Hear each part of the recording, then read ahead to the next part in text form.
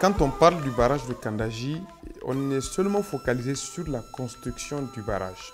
Mais dans ce programme, il y a le génie civil, il y a la centrale et le lot numéro 3 qui est dédié strictement à la ligne de transport de l'énergie et enfin la réinstallation des populations qui a un lien avec la construction du barrage. Cette zone-là est composée de pratiquement 4 compartiments essentiels. Le premier compartiment, là où nous sommes, là, c'est la station de concassage. C'est seulement pour la production des agrégats, des cailloux, pour permettre la production du béton. Le sable de Kandaji, il est produit industriellement. Il est produit ici à partir des rochers. En face, là, nous avons la centrale à béton. Nous avons 2 centrales à béton. Au total, nous avons une capacité de production de 210 mètres cubes de béton heure.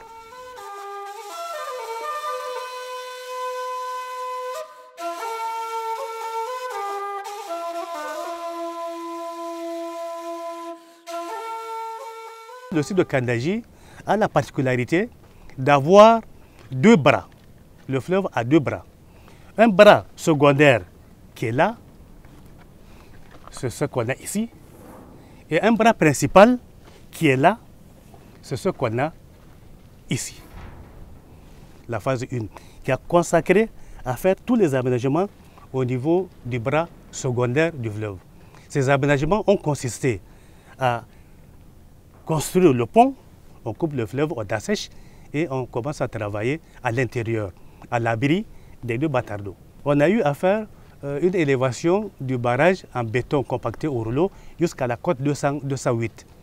Après, nous allons attaquer l'usine. Nous sommes actuellement à la côte 212. On doit aller à 31. Il reste encore 19 mètres à construire. Dans l'usine, nous allons installer 4 groupes, turbines plus alternateurs. Ça, le groupe. Chaque groupe aura 32,5 MW, ce qui fait un total de 130 MW. Cette énergie va être récupérée ici. C'est ça le poste de départ. La tension va être augmentée pour pouvoir permettre le transport sur 180 km. Nous allons maintenant construire le barrage BCR jusqu'à la côte finale. Ça veut dire quoi? Ça veut dire que nous allons maintenant complètement fermer. Quand on va fermer, ça veut dire qu'on risque de mettre en eau. On va mettre en eau la retenue. Avant d'attaquer cette phase de rehaussement du barrage BCR, il faut qu'on s'assure que les populations en amont ont été entièrement déplacées. Parce que si on ferme, on risque de mettre en eau le lac et les eaux vont monter. Et ce qui est sûr, si encore des gens à l'intérieur du lit, avec de la retenue, on va les inonder. Le barrage, il y a cette partie béton-là, il y a aussi la partie en terre. La partie béton, c'est dans le lit mineur du fleuve, c'est autour de 750 mètres. Pour couper entièrement la vallée, il faut encore 8 km de digues. Actuellement, comme réalisation, taux de réalisation, nous sommes à peu près à 28% de taux de réalisation des travaux. Nous avons réaménagé le calendrier des travaux avec l'entreprise, donc prévoit maintenant la fin des travaux en fin 2025.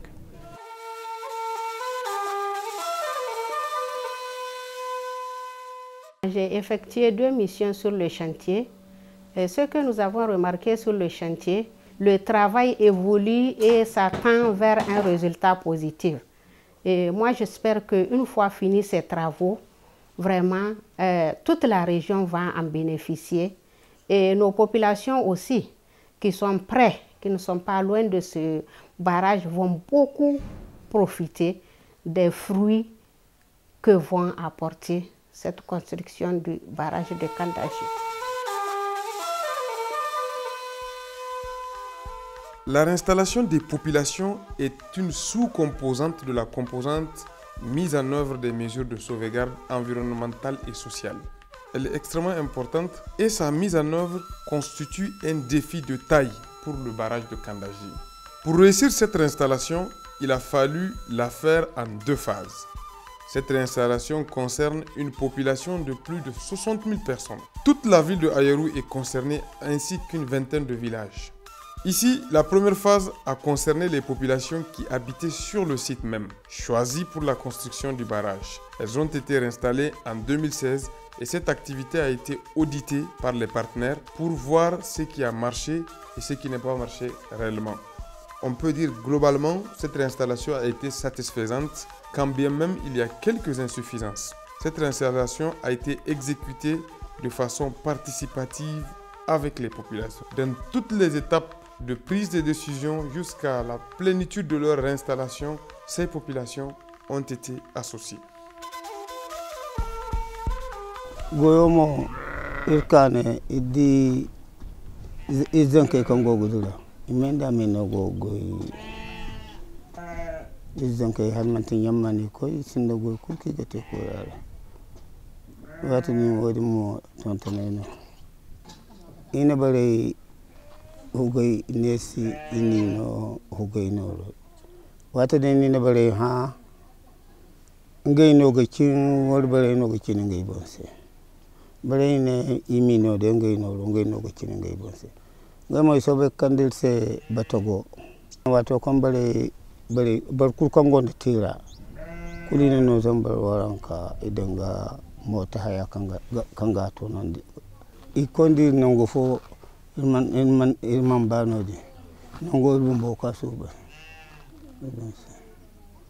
kanin na suba mo ilabuno nongo lumbo faleno lumbo la borgano rugo. Duk wanda zai samu amfanin baraji ba sarki na gaban shi da za mu tasowa gona ta bada motar da mun ka taso mun ka taho nan kuma da aka zo nan duk mai gida an ba kowa jikka 100 bayan jikka 100 din nan akwai wanda abin da an ka ce za a ba mu duk shekara ana iya ba kowane mai gida jikka 500 ko ba gaskiya ba jikka 500 din nan an ba mu da an ka fara tadawa ga gona ta taimaka mana da ƙasa wanda aka yi bugun bulo da shi duk wanda ka ga an kawo nan kowa bakin alƙadarin abin da aka gare ka can shine an ka baka daidai gwargwado ba wanda gabin gwamnati kuɗin gida ko na dala akan barajin gani na zo burkina kun baraji ya kai ni ko ba gaskiya ba an kai ni an gwada muna ayyuka da aka yi cikin baraji ai gandari wanda an kai irin namun ga